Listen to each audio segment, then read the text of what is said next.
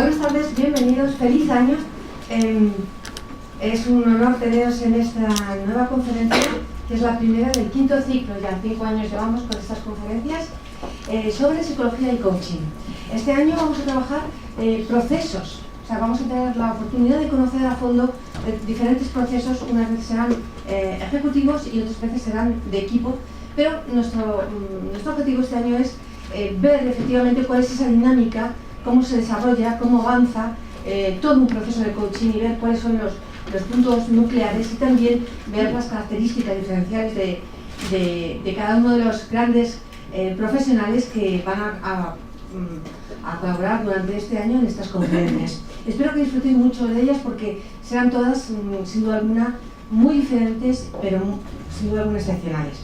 Empezamos, por lo tanto, este año, así que la primera, de excepción, fantástica. ¿Qué os voy a decir? Tenemos a Rosa María Barriuso, una gran amiga, una gran colega, alguien con la que compartimos mucha ilusión por el mundo del coaching, mucho hacer y yo creo mucha ilusión también por ver el avance de las personas y cómo vamos evolucionando, ¿no? en esta idea del coaching. Rosa María es psicóloga, es coach PCC y es psicóloga experta en coaching precisamente por este colegio. Ella tiene su máster, está especializada en terapia de adolescentes y ¿qué más? Y más cosas. ¿Y más cosas? ¿Alguna cosa más?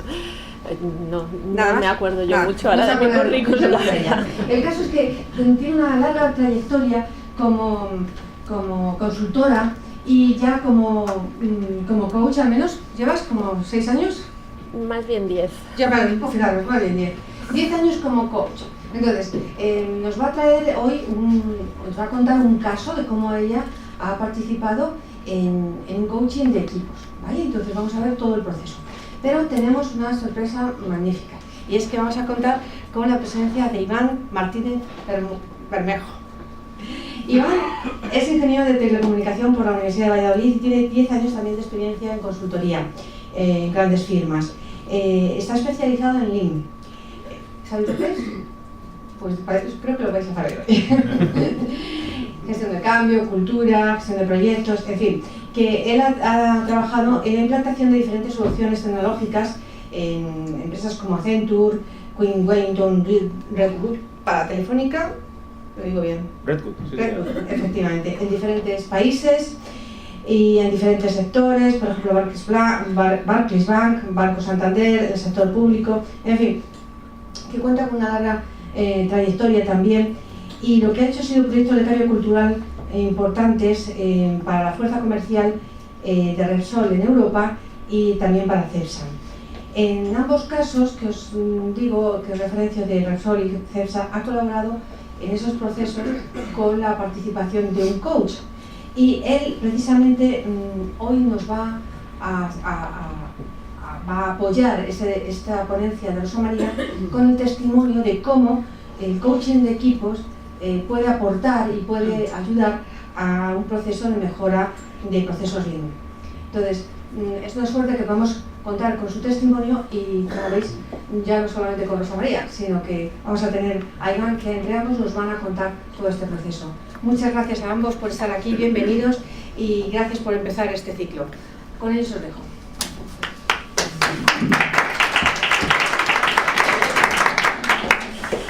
Bueno, lo primero, muchas gracias Isabel por esta oportunidad y la verdad es que muchas gracias a todos vosotros, porque yo decía, verás, día 7, justo aterrizando en las Navidades, le decía a Iván, yo no sé si vamos a tener mucha... Y además me dice que hoy hay partido Atlético Real Madrid, por eso veo más chicas que chicos, me imagino. Debe ser por eso. Hace frío, hay regalos de Reyes en casa. Así que nada, muchas gracias a todos por vuestra asistencia. Cuando Isabel me dijo, cuéntanos alguna experiencia, algo que quieras traer aquí, pues para mí es una responsabilidad importante, porque esta es mi casa, ¿no? La casa de los psicólogos, y yo pensé, a ver qué experiencia puedo traeros para enriqueceros. Y rápidamente pensé en el proceso en el que fuimos compañeros de trabajo, Iván y yo, porque, a ver, yo creo que para vosotros puede ser una novedad, porque al final lo que estamos conjugando es una mejora en la tarea con una mejora en lo que nosotros somos más expertos, que son las personas. Ya veréis cómo de esta manera, bueno, podemos encontrar también una manera de encontrar nuestro espacio dentro del crecimiento de las organizaciones. Y bueno, pues yo creo que podemos comenzar. Durante mi carrera profesional he trabajado muchos años en consultoría. Cuando yo me dedicaba a hacer análisis del comportamiento de las personas, me encontraba en general como que había personas que tenían muy potenciada la parte de tarea o de recursos o de orientación a resultados, y otras personas que tenían muy desarrollada la parte de personas. Cuando yo trabajaba en consultoría, sobre todo lo que trabajaba era con líderes o con directivos, y mi trabajo era acompañarles en su crecimiento. Y era bastante complicado conseguir a veces esas personas que tenían una clara orientación a resultados que desarrollasen en mayor medida su orientación a las personas, y muchas veces al revés, ¿no? Hace como 5 o 6 años que empezamos con este proyecto, Iván. Sí. Yo creo que fue hace 5 o 6 años, a través de un cliente, tuvimos la oportunidad de empezar en una gran compañía. Para mí un proyecto en ese momento novedoso. A mí se me convocó como coach de equipos, porque dentro de esta organización lo que querían era hacer un desarrollo en lo que tenía que ver con procesos, fundamentalmente en mejora de procesos. Eso ahora Iván nos lo explicará más detenidamente, ¿vale?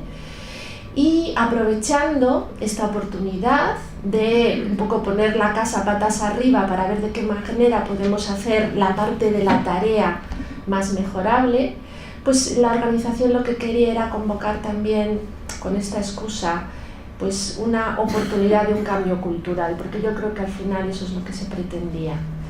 ¿Cómo se quería impulsar este cambio cultural? Pues consiguiendo que las personas que participaban en estos procesos también empezasen a convivir con maneras de interactuar entre ellos como equipos de trabajo de una manera diferencial.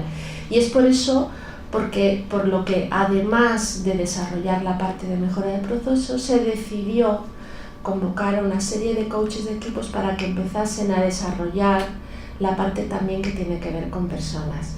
Y en esto tenemos aquí a Rosa Zapino, que también colaboró con nosotros en estas experiencias.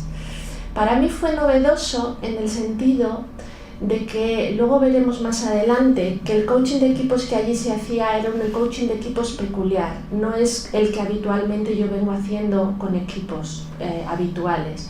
Entre otras cosas, y ya lo veremos más adelante, porque las personas no todas se conocían entre ellas. Eran equipos multidisciplinares donde aparecían individuos de diferentes áreas que a veces ni siquiera habían trabajado juntos y ni siquiera se conocían muchos físicamente, y el objetivo era que desde el momento cero empezasen a convivir como equipo, porque hasta ese momento estaban siendo grupo, y empezasen no solo a desarrollar una nueva manera de abordar la tarea, sino que también entre ellos generaran unas nuevas maneras de colaboración que a su vez ellos luego podrían implantar en sus equipos, un poco como una especie de cultura en cascada. Esta experiencia servía dentro de la organización para hacer un entregable al final del proceso. Era un equipo que nacía y moría. No sé si tenéis alguna duda sobre la marcha, no dudéis en levantar la mano, ¿vale?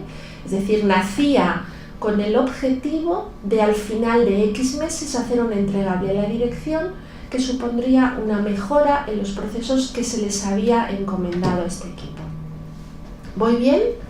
Equipo de gente que no se conoce, con un objetivo claro y con un momento de inicio y de finalización. Durante este proceso se iban a llevar a cabo una serie de tareas que luego Iván nos comentará, y mi trabajo como coach de equipo era acompañar a este equipo para que como personas alcanzasen un alto nivel de rendimiento, porque realmente el reto era realmente importante, o sea, implicaba mucha convivencia, mucha colaboración, mucha comunicación y además un tema añadido de tarea, porque eran profesionales que se les sacaba puntualmente de su actividad para que desarrollasen una actividad más a más. Es decir, ellos seguían con su tarea, con su trabajo, y además tenían que comprometerse con una serie de actividades que requerían mucho esfuerzo por su parte para poder hacer ese entregable. Esta es un poco la situación. No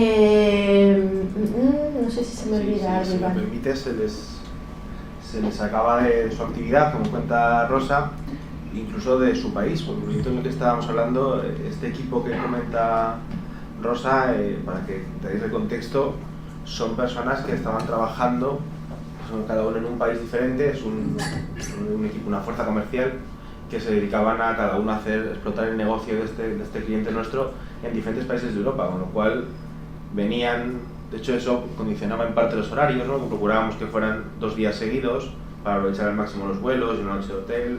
También ayudaba a la integración porque nos teníamos que ir a cenar con ellos, ¿vale? Esta gente estaba aquí en Madrid, tenían que ser bien atendidos y bien recibidos.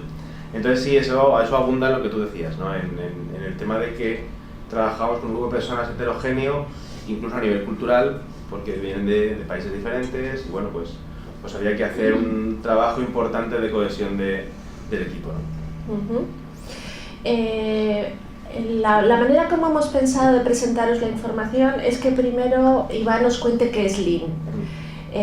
Os vamos a plantear, o sea, no sé si tenéis hasta aquí alguna duda de lo que es el motivo por el cual nosotros fuimos convocados con este cliente a desarrollar nuestro trabajo. No sé si tenéis de aquí como punto de arranque alguna pregunta.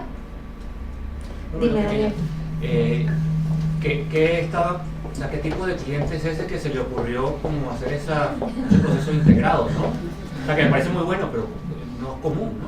Bueno, es una multinacional que está extendida por muchos lugares y que realmente por su volumen de personal, yo creo que es una empresa que normalmente a nivel de innovación, yo llevo trabajando con ellos muchísimos años y siempre han estado en temas punteros de mejora, de evaluación. O sea, yo creo que es una empresa que normalmente se deja enseñar en las diferentes tecnologías y metodologías que van surgiendo. O sea, me parece un método muy novedoso. Yo la verdad es que no lo he visto en ninguna otra organización, no sé si tú, Bueno, Iván. quizás sí hemos visto ejemplos parecidos, pero después. Yo, bueno, la primera empresa en la que he visto... A ver, en definitiva, la estrategia de esta compañía es como muchas multinacionales del mundo occidental, se ven muy atacadas o tienen una audiencia muy fuerte por todo lo que viene del Extremo Oriente y los diferentes niveles de precios que hay ahí.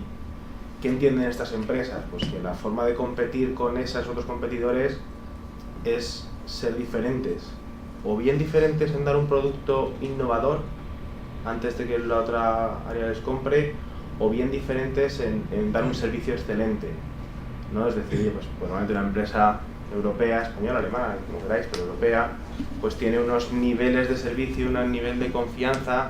Esto es una empresa que trabaja con otras empresas, con lo cual esa otra empresa puede esperar un nivel de servicio más fiable y más razonable que no cosas que vienen de mercados emergentes o de Extremo Oriente, que pueden ser mucho más baratos, pero sí tienen a lo mejor más riesgos o sí tienen a lo mejor unos niveles de calidad inferiores. No queda otra, ¿no? A estas compañías que apostar por una excelencia en el servicio o una excelencia en la calidad. Y un poco lo que buscaban con este trabajo es ese, ¿no? Vamos a intentar dar aire nuevo, en este caso a la fuerza comercial, para que den una imagen diferente de la compañía, para que sean capaces de establecer un servicio diferente en esta compañía, dar unos niveles de servicio mayores, ¿no? Es un poquito la vocación con la que surgen estas empresas. Imaginaros los monopolios que ha habido en España y en Europa, prácticamente eran despachos, ¿no? La telefonía, por poner un ejemplo, la Telefónica despachaba líneas de teléfono en cada casa. Entonces tenías más que ir allí y que fuera un ministerio, ¿no? Llegabas y ellos despachaban a una base de clientes absolutamente fiel. Imaginaos cómo es ese mercado ahora, ¿vale? Y todas las locuras de empresas de todo tipo, low cost, tradicionales, españolas, extranjeras. Entonces empresas han tenido que cambiar su forma de pensar y decir, oye, hay que pensar otra vez, hay que ganar a esos clientes que antes eran nuestros, ¿no? Entonces un poco en este es un caso parecido, ¿no? Buscan la forma en la que, cómo reforzar o cómo cambiar la cultura de esta empresa para que sus profesionales sean de verdad vehículos de un servicio excelente y que les permita competir no en precio que no pueden, sino en otras cosas. Piensa que el mercado cada vez es, como dice Iván, más competitivo, y este tipo de procesos lo que ayudan sobre todo es a mejorar tiempos y a mejorar costes, y esto también es una manera de hacer más rentable la organización. O sea, hay varias maneras, que es vender más o hacer más rentable nuestra manera de funcionar, y esta es otra apuesta que se establecía, ¿vale? ¿Entendemos entonces el punto de partida? ¿Tenéis ganas de saber qué es eso de Lean? ¿Sí? Iván, ¿nos cuentas? Sí. Bueno, yo me voy a levantar porque voy a utilizar un poco el... Hay dos cosas que diferencian a... ¿Te ayudo? No, creo que... Este te lo pones aquí. Sí, ¿no? Tengo que dar on. ¿Sí? ¿Se me oye? ¿No? Espera, igual ¿Ahora? tienes que poner- ¿Ahora sí? Más arriba. Sí, más arriba. Ahora, sí. Me siento un poco como Violeta.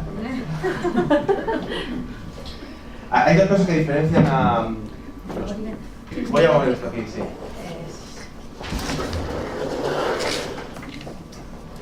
Hay dos cosas que diferencian a los procesos Lean o a la consultoría basada en Lean de otro tipo de consultoría más tradicional.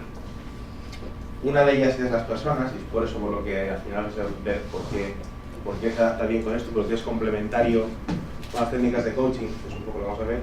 Y otra es el uso de la gestión visual, ¿vale?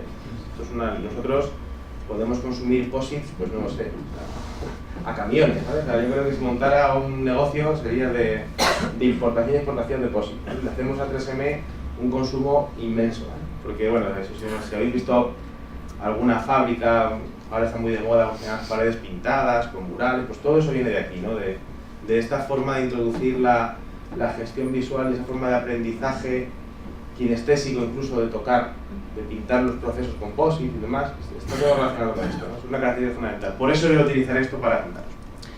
Una pequeña historia de qué es Lean. ¿Esto es lo de adelante? Fenomenal.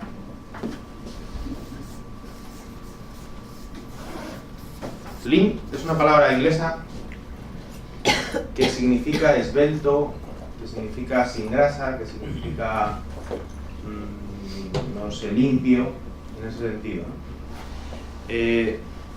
Yo cada vez que tengo que buscar una imagen o algo así para adornar mis presentaciones me acaban saliendo estos botes de pastilla de los gimnasios, los que utilizan los culturistas y tal.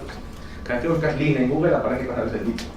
Pero significa eso. Es un término inglés, pero realmente todo lo que nosotros hacemos viene del mundo japonés, sobre todo de la empresa Toyota. ¿Vale? Toyota desarrolló una forma diferente de pensar. Estamos hablando de los años 70, cuando la industria del automóvil era un poco la industria. ¿Vale? Al final, después de la Segunda Guerra Mundial, todo lo que hace Ford en Michigan, un poco la industria del automóvil es la madre de las industrias. Y los japoneses de Toyota hacen una cosa bastante diferente a lo que venían haciendo los americanos. ¿Por qué? En esta vida todo tiene un porqué que te mueve a hacer las cosas. Japón, como sabéis, es un país que no tiene las praderas de Michigan para almacenar coches a lo que ven, que es lo que hacía Ford, ¿no? Entonces Ford intentaba que sus fábricas fueran lo más eficientes posible. La lucha era conseguir un ratio de tiempo por vehículo menor cada vez y llenar ahí las praderas, y esos americanos con mucha demanda de coches fueran a comprarlos y los iban despachando, como decía antes, ¿no? En cambio, en Japón no tienen praderas, es un país prácticamente volcánico.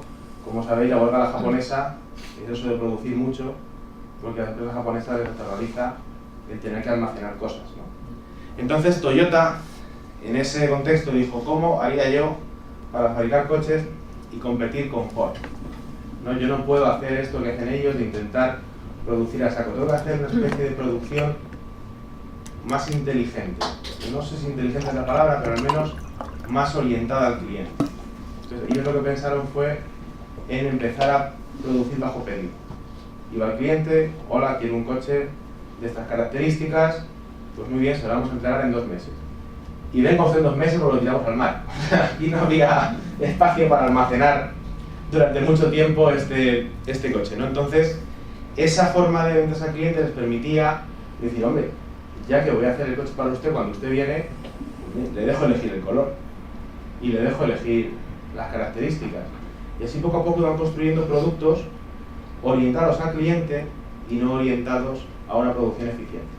Eso los diferenció radicalmente de la industria americana y bueno, les hizo ser líderes del mercado del automóvil hasta Tsunami.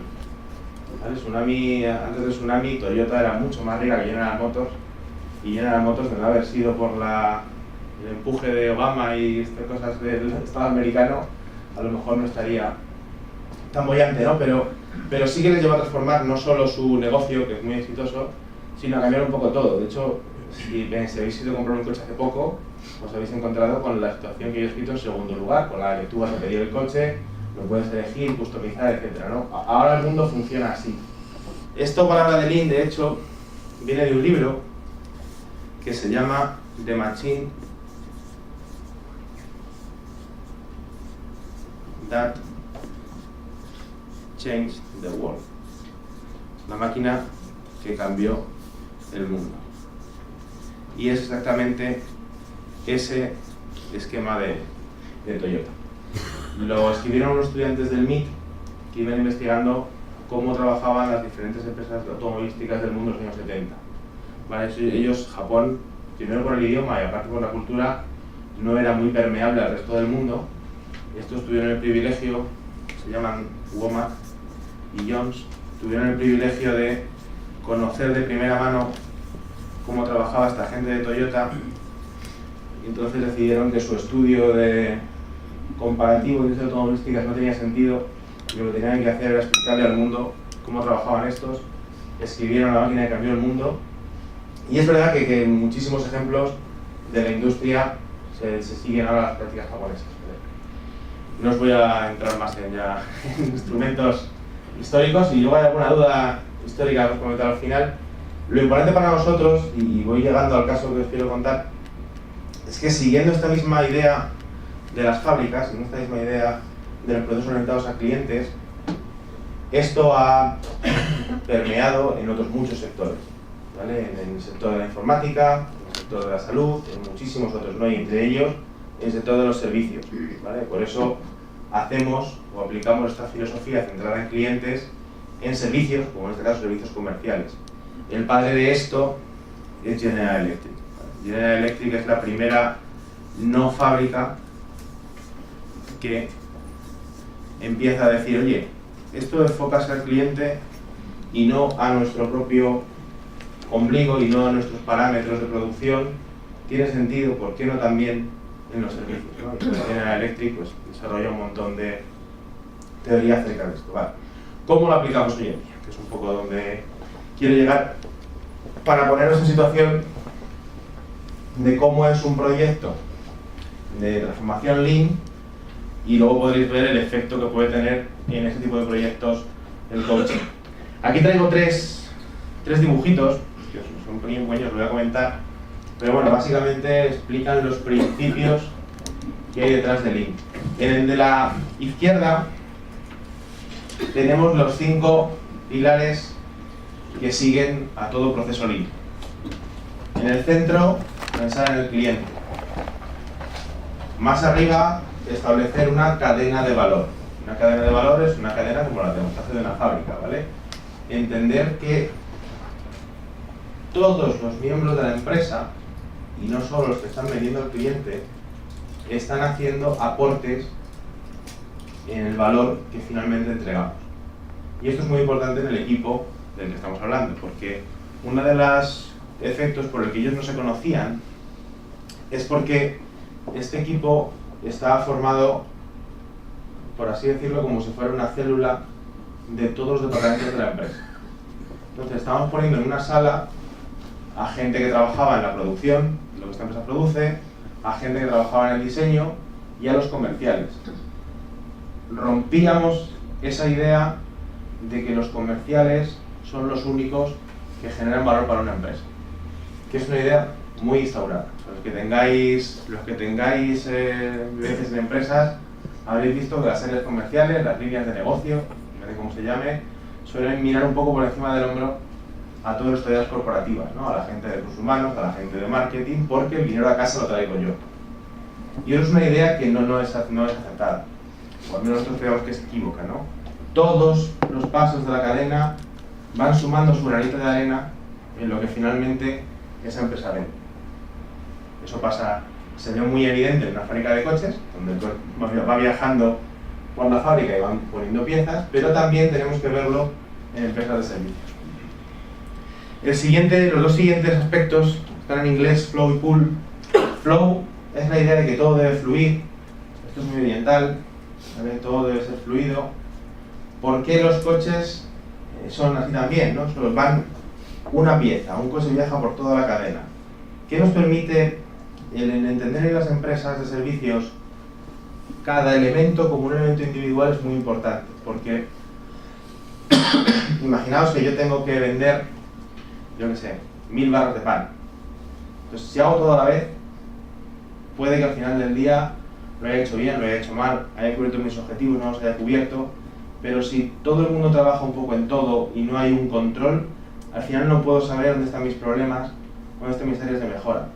En cambio, si soy capaz de observar el proceso de fabricación de una barra de pan como una única unidad, es donde podré decir, es que resulta que la barra de pan la cocemos demasiado rápido y se queda fría, o es que resulta que la máquina que las corta no está bien preparada, ¿no? Esa idea de intentar dibujar el flujo que sufre cada unidad en una empresa y no trabajar todo así a batiburrillo es muy importante para poder identificar dónde están las carencias. El área de pull lo que hace es lo que os decía al principio, ¿no? Es no fabricar todo lo que podamos y luego intentar colocarlo. Es esperar a que sea el cliente el que tire de nosotros.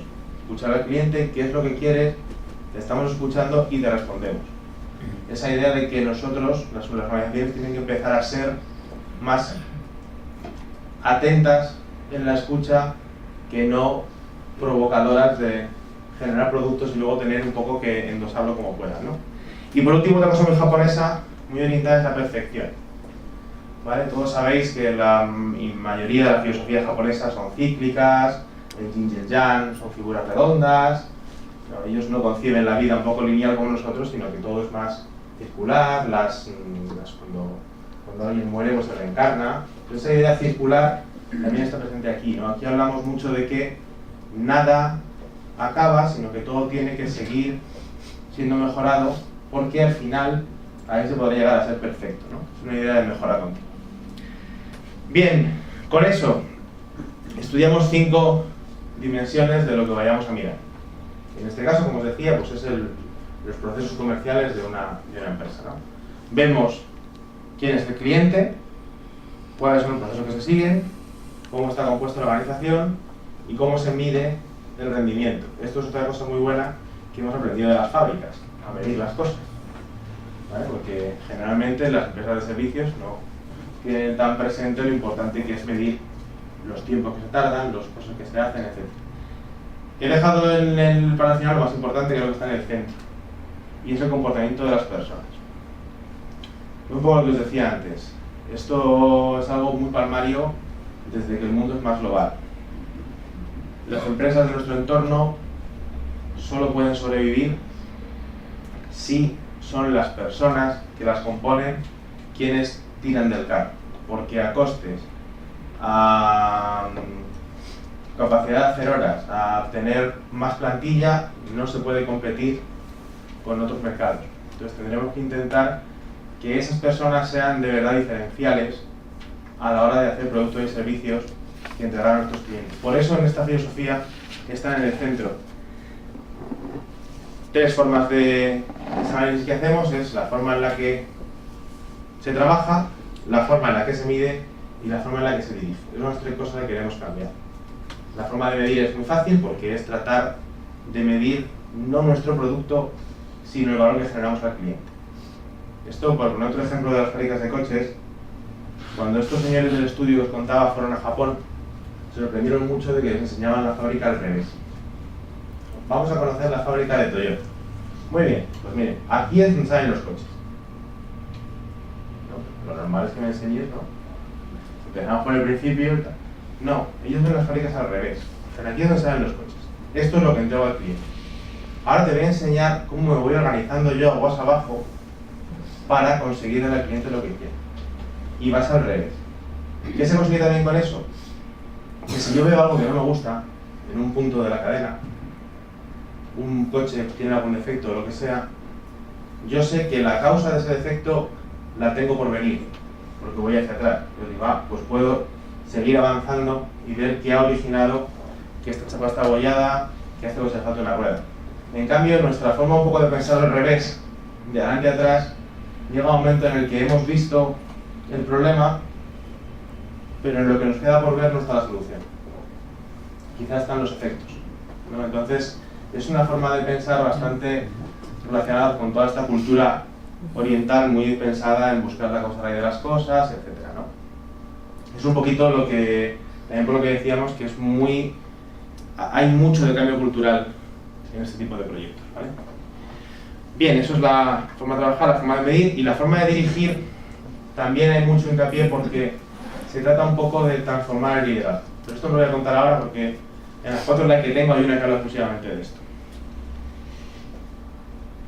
¿Algo de comentar hasta aquí? Esto es un poquito el contexto en el que hacemos la cultura o la filosofía que hay detrás de estos proyectos.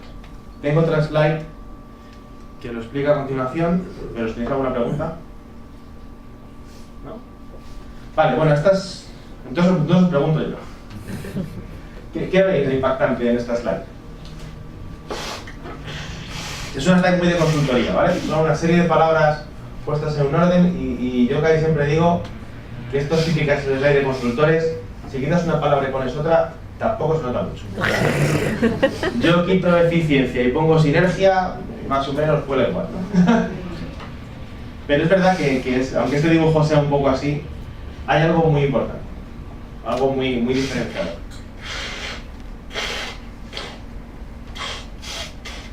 Regalo una revista a quien...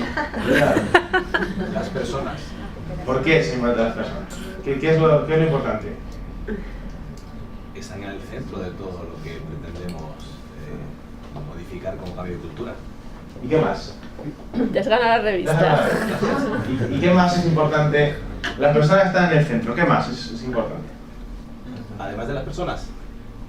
Además de que estén en el centro, además de su posición, ¿qué es importante en las personas? Pues la cooperación, ¿no? Que forman un equipo. La singularidad. A ver, ¿cuáles quedan? Van más por ahí los tiros, por la singularidad.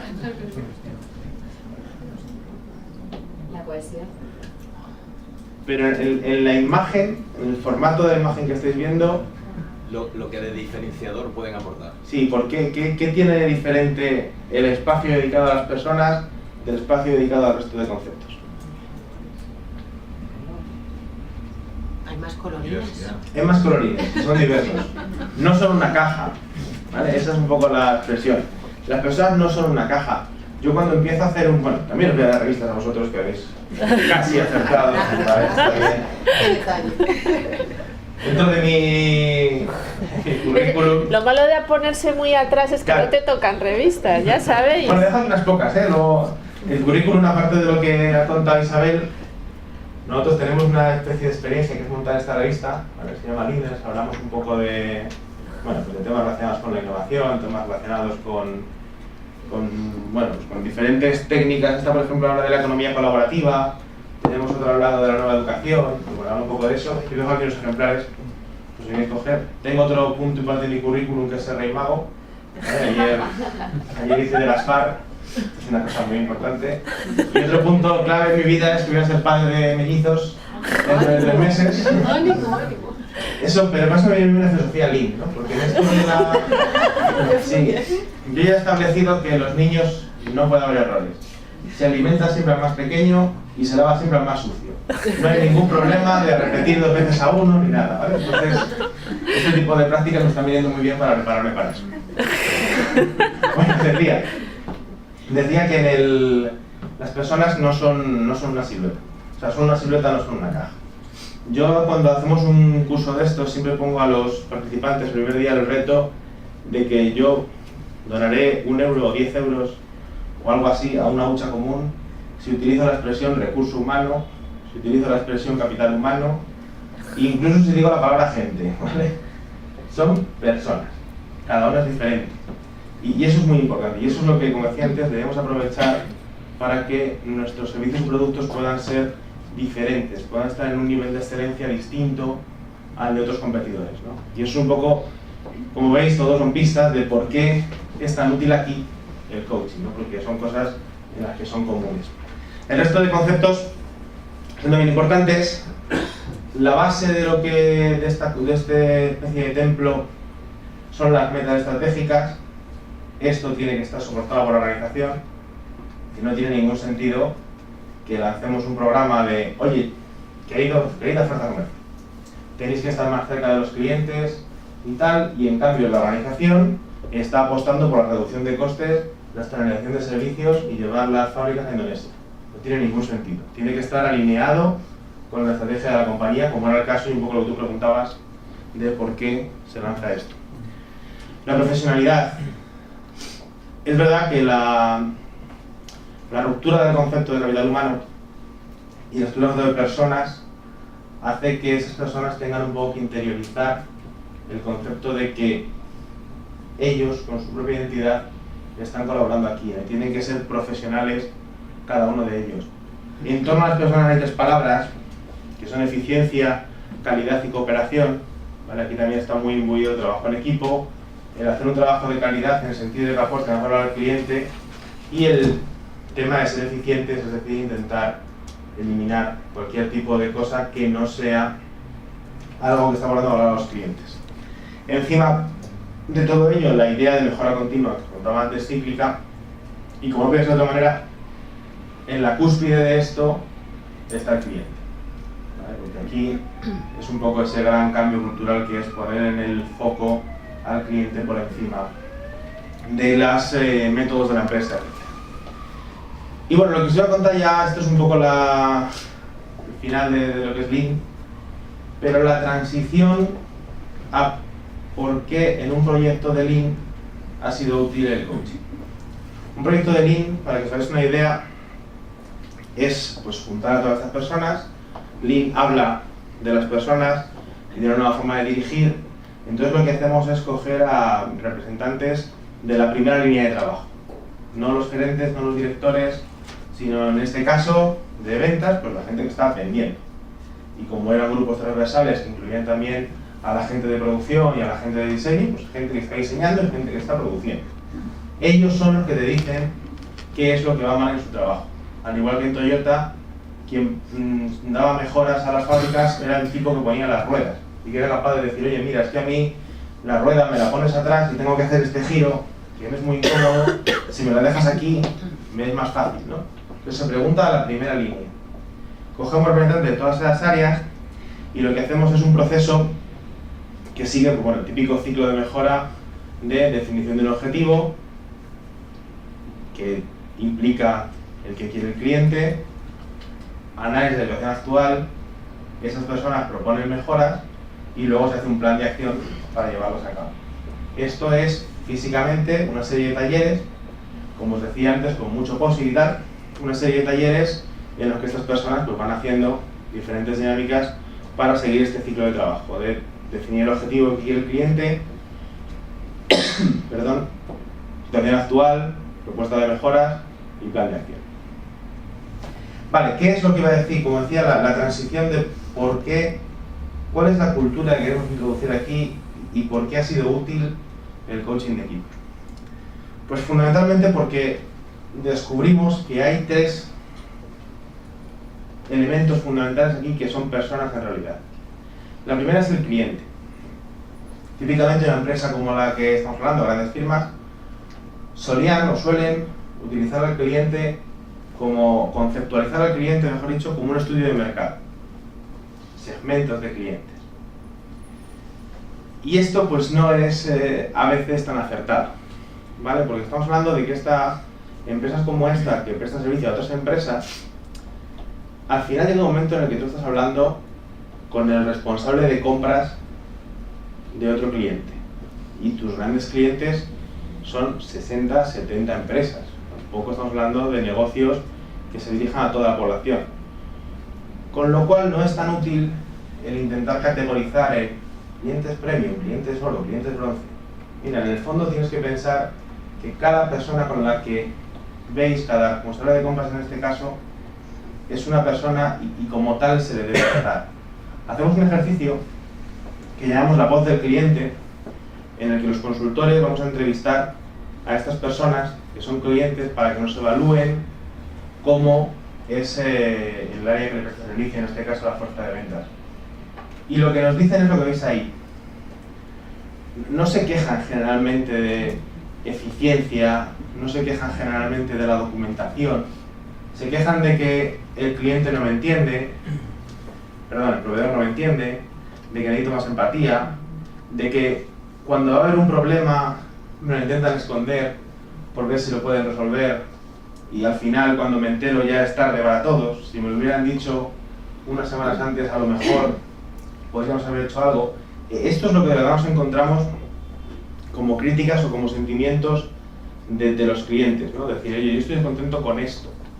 No con, incluso si me esfuerzas, ni siquiera con el precio en el sentido de euro arriba, euro abajo, ¿vale? Sino más ese tipo de cosas, más estar cerca de su negocio, estar cerca de ellos, ¿no?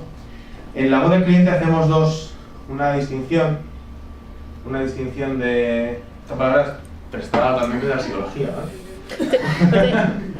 Os dais cuenta que este chico ha aprendido mucho de coaching, ¿no? Hacemos una distinción que es requerimiento de SEO.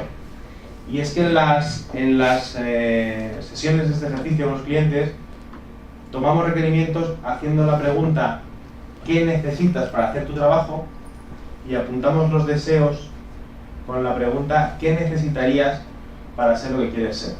¿Qué nos suelen decir aquí? Mira, yo para mi trabajo necesito pues, que el servicio se entregue de forma puntual, que la calidad sea buena, que ante una incidencia se responda rápido. Ahora, ¿tú qué querrías ser? Pues yo querría ser innovador. ¿Y qué necesitarías? Pues necesitaría que este proveedor pues, me diera nuevas soluciones, viniera a contarme cosas, me llevara a eventos con nuevas tecnologías. ¿Vale? Entonces distinguimos así lo que son requerimientos y lo que son deseos. Otro elemento que es una persona es el jefe. ¿Vale? Al final, todos trabajamos para un jefe, ¿no? Y el liderazgo que hacen los jefes, o al menos Lean, apuesta mucho por el mando intermedio. Y esta persona que está coordinando la tarea de un equipo de 10, 15 personas, que son los que están haciendo el trabajo en el día a día, ¿no? Ese líder, no el líder presidente de la compañía, sino esos líderes intermedios, es los que en la filosofía Lean se cree que son los que quizá tienen más que cambiar su visión. Vale, aquí lo hacemos con el cambio, con la figura esta de pasar de esta pirámide a esta pirámide. ¿Veis abajo aquí los directores de orquesta? Bueno, pues no lo veis, pero podéis quererme, podéis levantar, si no lo veis, hay dos directores de orquesta ahí abajo.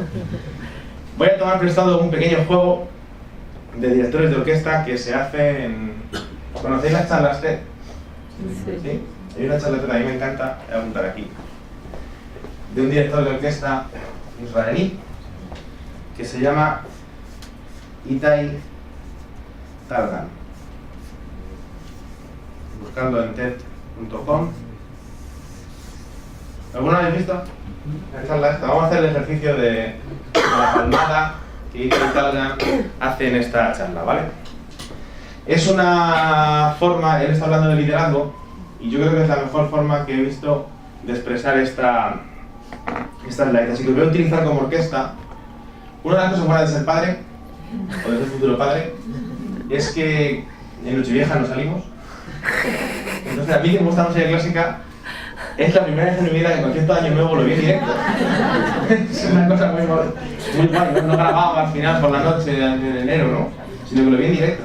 Y a mí me da mucha rabia porque la transmisión esta te acaban sacando los, no sé si con los que jugamos la clásica o no, si es de año nuevo, te acaban sacando insistentemente esas columnas de la sala de conciertos, esas pinturas, que tampoco es que sean gran cosa, en vez de mostrarte al director y a la orquesta. Que es lo emocionante, ¿no? Porque aquí la cosa es que los directores esos pequeños líderes de pequeños equipos, en este caso, tienen una gran importancia. Y bueno, utilizando este ejemplo, voy a tomaros como orquesta un segundo. ¿Vale? Los dos directores que hay aquí puestos, aunque no los veáis, confiad en mí, son Roberto Muti, que ha dirigido el concierto de Año Nuevo muchas veces y que ha trabajado en la Scala de Milán, y este que está aquí es Herbert Moncada. Tenían formas de trabajar muy diferentes. En esa ponencia que os he comentado podéis ver vídeos suyos que lo explican muy bien. Muti es un tío mucho más enérgico, es un tío mucho más concreto, tiene una forma de dirigir muy de escuela clásica, ¿vale? Con batuta, y tú vas, y tú vas, y tú vas. Aquí está en una foto mirando hacia arriba, porque él dice que cuando él interpreta, yo que sé, el Requiem o cualquier cosa, él, Roberto Muti, es el responsable de lo que suena frente a él. No frente a Dios, sino frente a Mozart, ¿vale? Mozart debe estar, dicen en la ponencia que Mozart está como en la tercera, Dios está ahí, pues a la tercera siempre, ¿no? Entonces, Muti se considera que él es el responsable, entonces lo que tiene que sonar es estrictamente lo que él quiere. Karajan se caracteriza por una forma más, digamos, difusa de dirigir orquestas. Vamos a hacer el ejemplo que os prometí, ¿vale? Adelante. La dificultad que tenéis, yo aquí, esto es una especie de estrado de director, la batuta va a ser un dedo, esto es el poder, ¿eh? Esto es como cuando he vestido de rey mago, tengo el poder de hablar a los niños, ¿no? Y los niños hacen lo que tú quieres, ¿no? Tú les dices, oye, ¿quién es el que se ha portado mejor? Todos saltan. ¿Quién se come las verduras? Yo. Bueno, el caso es que voy a utilizar mi batuta, ¿vale? Se trata de dar una palmada.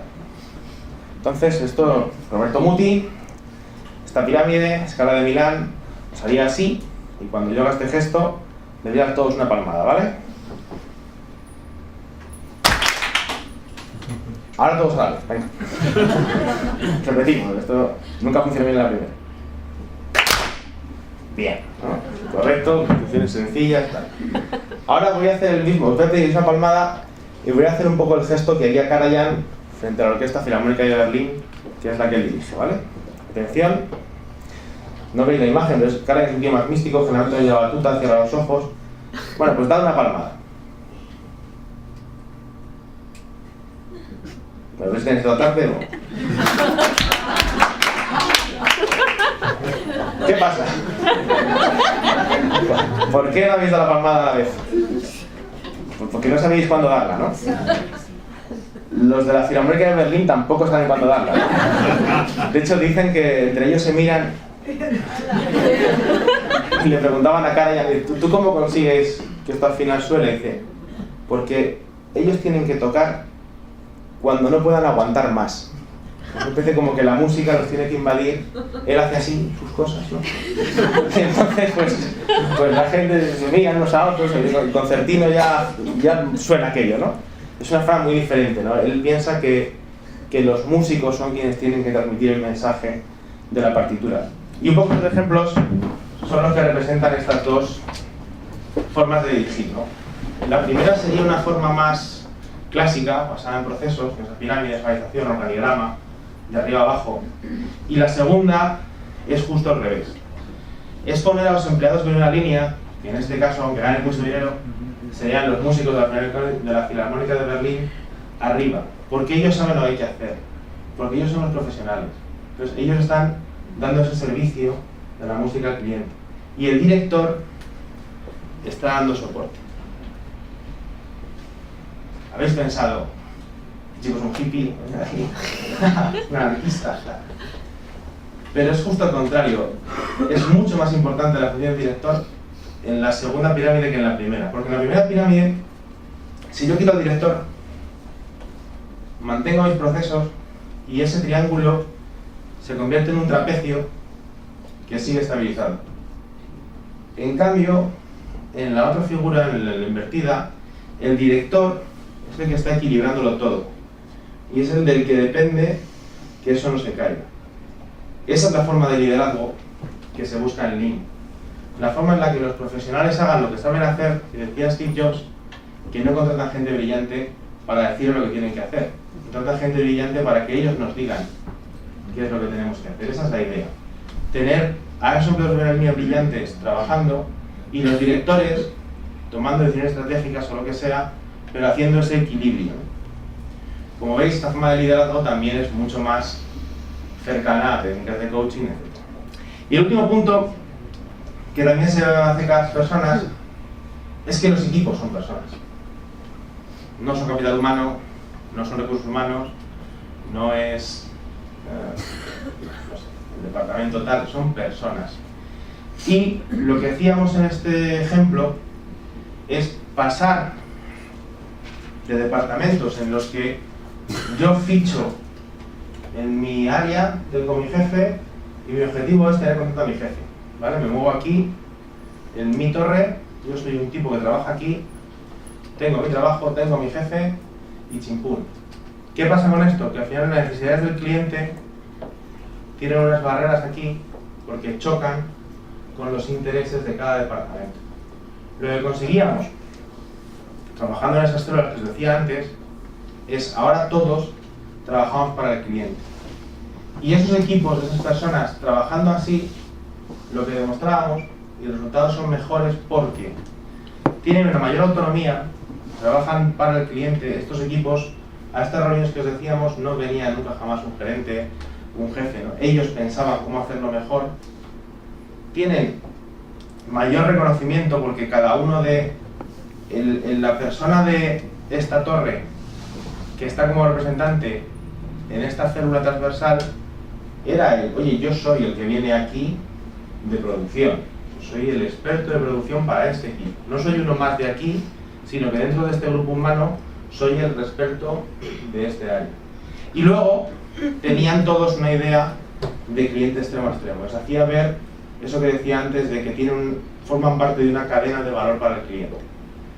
Entonces, con esto que os acabo de contar y lo que os decía antes de cómo estructuran los cursos, ya estoy anticipando un poco lo que va a contar Rosa, y es por qué en equipos que trabajan en talleres que les van a llevar a conocerse y a mejorarse como equipo sucesivamente, es tan importante o fue tan provechoso que hubiera a la vez un coaching de equipos, ¿vale? Porque es verdad que, yo lo comentaba antes, generalmente los consultores hablamos mucho de las personas y lo ponemos en las ofertas, pero pocas veces yo lo he sentido tan de verdad realizado como aquí. O sea, generalmente es muy típico que un consultor llegue y te deje un libro blanco de cómo hacer las cosas y eso se quede ahí, ¿no? En cambio, cuando de verdad se activan las personas, sí que se producen cambios, ¿no? Y es un poco la labor que incorporaba el trabajo conjunto que Rosa hacía en estos talleres. Y que si lo quieres contar tú, probablemente lo cuentes mejor que yo. Te dejo la... ¿me dejas poner...? Este mejor, ¿no? Bueno... ¿Te cedo el testigo? Ahora sí, vale. Si quieres que canten algo, así. Sí, así. Bueno, no sé si tenéis alguna duda de Lean. Entendéis que es un tema muy orientado, muy relacionado con tarea, lo vemos así, ¿no? Entonces yo, que no estoy tan relacionada con tarea, llego y lo que me encuentro cuando empiezo a trabajar con esos equipos es esto. Son personas que no colaboran habitualmente entre sí. Son equipos que tienen fecha de inicio y de finalización, esta es la peculiaridad del equipo que me encuentro, que solo coinciden en reuniones y en la coordinación de sus tareas, pero que no conviven habitualmente, no se ven las caras de manera recurrente, y que el equipo además dejará de serlo en el momento en que finalice el proyecto, ¿vale? Si os imagináis un equipo así, ¿cómo os imagináis el grado de compromiso? Teniendo en cuenta que esta tarea era más a más y que no les pagaban más por ella. Decidme, de 1 a 10, grado de compromiso de esa gente. 2. 3. O sea, tú te encontrabas en una sala donde había cerca a veces de 20 personas, porque los equipos no eran equipos siempre pequeños, eran equipos de a veces 20 o más personas, sentados en sillas, más bien recostados hacia atrás, estoy viendo geografía, ¿sabes? Y donde se cerraban de brazos y te miraban con cara de póker como diciendo, a ver, ¿qué rollito nos vienes otra vez a contar? O sea, la situación a nivel de personas era esta.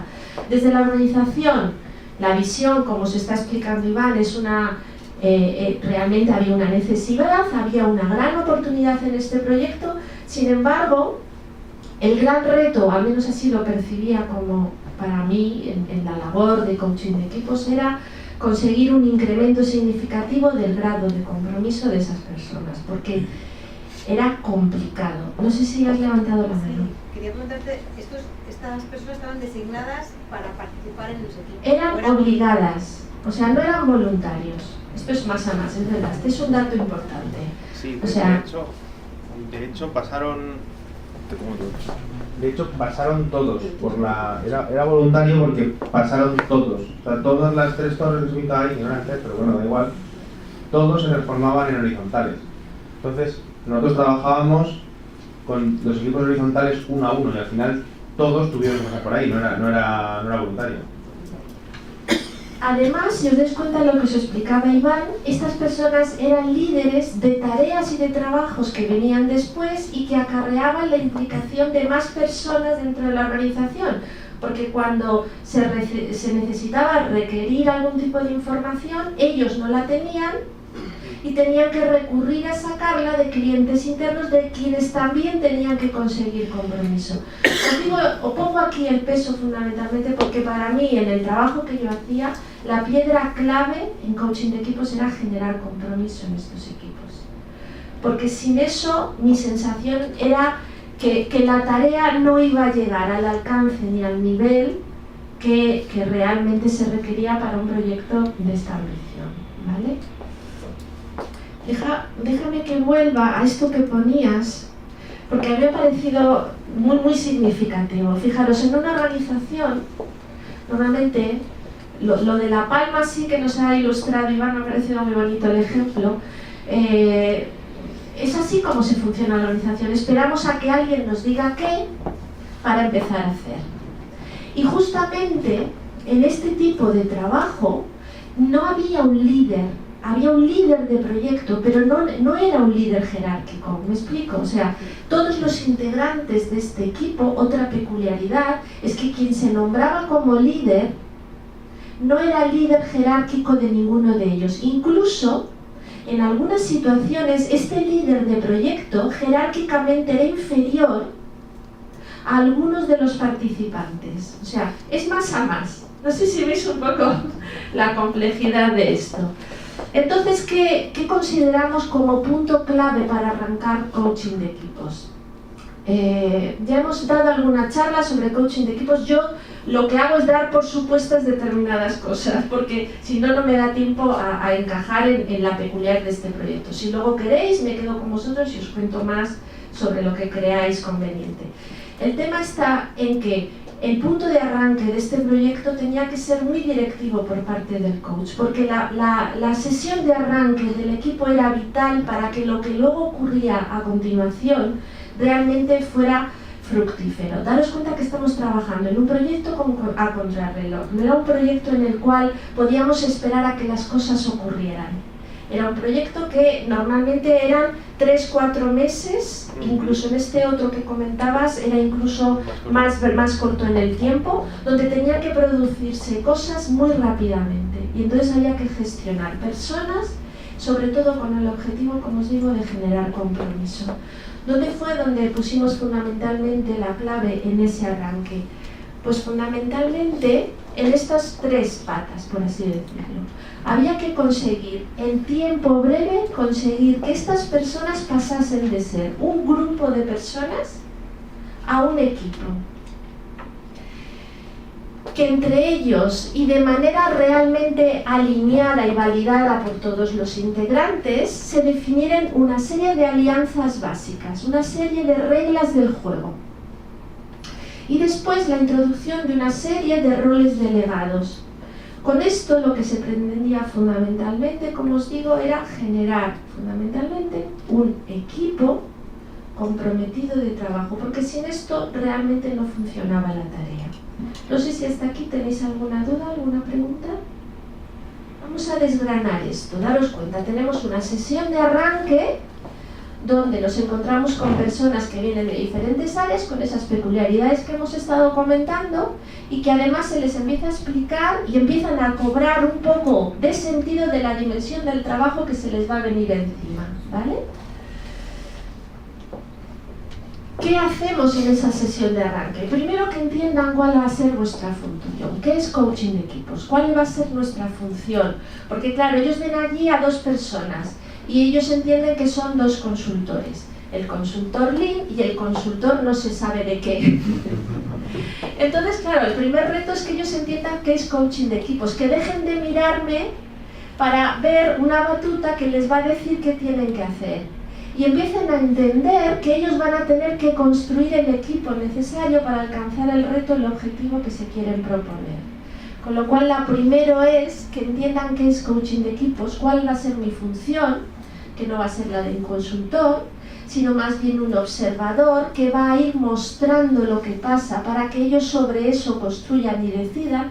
Daros cuenta que en todo este criterio lo que estamos invirtiendo es esa pirámide que decía Iván. Ellos me miraban a mí buscando una respuesta y yo les miraba a ellos diciéndole la gran pregunta del coaching, que ¿cuál es? O ¿y? Hay varias preguntas potentes. ¿Cuál es tu objetivo? ¿Para qué? O ¿y? Sí, esta es tremendamente potente, porque claro, te miran diciendo ¿qué hago? Y tú dices ¿y qué vas a hacer? En esa primera sesión era tremendamente importante que ellos analizaran cuál era la situación actual, cuáles iban a ser sus potencialidades, sus fortalezas y cuáles eran sus principales amenazas. Era una situación en la cual es importante que el coach asuma o entienda que el conflicto no es nada negativo. Es una sesión en la cual ellos vienen con muchas conversaciones privadas que tienen que ver con quejas, que tienen que ver porque yo, que tienen que ver y quién me va a ayudar a mí a hacer todo lo que yo tengo que hacer, y por qué me han elegido a mí, y quién es este que yo ya no le quiero a mi lado y resulta que me lo ponen en este equipo. O sea, había una serie de conversaciones que generalmente nos expresan que pueden ser conflictivas y que es importante que en esa primera sesión afloren, para que desde ese aflorar se gestione una conversación productiva. No sé si vamos viendo un poco el tema, ¿no? Es una sesión donde es vital que el equipo que ya empieza o va a serlo cuando termine la sesión decida cuál es su objetivo. Y normalmente para este reto se empleaba a veces mucho tiempo, porque cada uno venía para una cosa diferente. Incluso algunos venían para no venir, para estar ausentes. Otra cosa importante que ha sacado Iván es que en este tipo de trabajo a veces algunos entendían que venían de observadores. Había algunos que eran clientes internos y venían con la idea de yo vengo aquí a que vosotros me satisfagáis. No, yo también voy a tener que trabajar y colaborar y prestar acción. O sea, en esta definición del objetivo a veces se empleaba una hora o más en que todos eligieran cuál va a ser nuestra bandera. Porque sin esto os dais cuenta que no hay compromiso. Si cada uno viene a una cosa diferente, va a ser muy difícil que luego nos unamos todos y empecemos a combatir contra, no sé, se me viene ahora la típica escena de que hay muchos que están peleando y de repente viene un extraterrestre y entonces todos nos dejamos de discutir entre nosotros para ponernos de acuerdo en cómo cargarnos al extraterrestre. Pues algo así era lo que se planteaba en este tipo de situaciones. Ahora nuestras diferencias ya no proceden. Vamos a ver de qué manera vamos a elegir algo, una bandera. Vamos a nombrarla con palabras, cuál va a ser nuestra bandera, cuál va a ser el objetivo, el sentido que estas personas vamos a tener en el trabajo que tenemos en común. Y cuando todos digamos sí quiero, no sí tengo que, ¿vale? Sí quiero a ese reto, a ese objetivo, podremos empezar a caminar. Hasta ese momento, si no, no hay equipo. Estábamos con un grupo donde los intereses están dispersos y donde hay un bajo nivel de compromiso. ¿Entendéis la relevancia de, en esa primera sesión, definir claramente cuál es el objetivo. Y por último, llevar a cabo una serie de acuerdos y alianzas. Todo esto se hacía en la primera sesión. A veces teníamos un tiempo limitado. A veces eran 2-3 horas, no más. Y en estas 2-3 horas esto tenía que quedar perfilado. ¿Entendéis por qué quiero decir que aquí yo no ejercía de coach, sino más bien de dinamizador, empujador, directivo? Porque como no me das mucha caña en esto, no cortes y no dirijas, va a ser difícil que en 2-3 horas se consigan estos retos, ¿vale? ¿Alguna pregunta hasta aquí? Bueno, ¿cuáles eran los principales indicadores que trabajábamos para pasar de grupo a equipo? El primero, que validaran al líder. Daros cuenta, a lo mejor os parece una tontería, pero teniendo en cuenta la situación, era importante que el líder dijera para qué está ahí y que los demás eligieran sí o no, para qué cosas te quiero o no te quiero. No, a ver, en una situación real este debate no surge, os podéis imaginar. Pero en esta situación era imprescindible. ¿Por qué? Porque si no hay un referente, si no hay un coordinador, si no hay una persona que finalmente decida o impulse el trabajo, ¿os dais cuenta que el norte no estaba claro? ¿Os dais cuenta que la difusión de luego el trabajo, la tarea que se podía hacer, quedaba como muy en entredicho? Era necesario un compromiso de todos los integrantes en que el líder nos vale como líder. Y había que ventilar. ¿Qué quiero decir con ventilar? Si alguien, porque esto como lo hacíamos, pues en una tabla semi-anónima, donde yo decía sí o no, o de 1 a 10, válido o no válido al líder.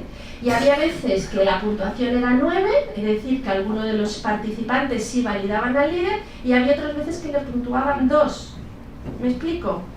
Y eso no podía evitarse, había que sacar la conversación. Hay personas que han dicho que validan 2 a este líder. Vamos a ponernos de acuerdo de cara a esta puntuación, porque si no hay un alto compromiso con el líder, os dais cuenta que rebajamos de manera significativa el grado de funcionamiento. No sé si dais cuenta, pero si esto pudiéramos hacerlo en los equipos reales, no sé, me ha planteado este proyecto una serie de ideas importantes en una organización real, porque estamos hablando de un grupo, insisto, ficticio, ¿no? El líder venía ya decidido, se presenta. Todo estaba decidido por la organización. Cuando era nombrado una persona como líder era porque reunía una serie de características. O sea, esto no se podía cambiar al líder, ¿vale? El líder era el líder y los participantes eran los participantes, ¿sí? Sí, aquí sí, si me permites, el líder solía ser alguien en relación con el cliente, ¿no? Estas células, como decíamos, era para transformar esos equipos torres a esos equipos orientados a clientes, esas células. Entonces se ponía como líder a alguien relacionado al cliente. El conflicto surge, como dice Rosa, que otros venían con su jefe.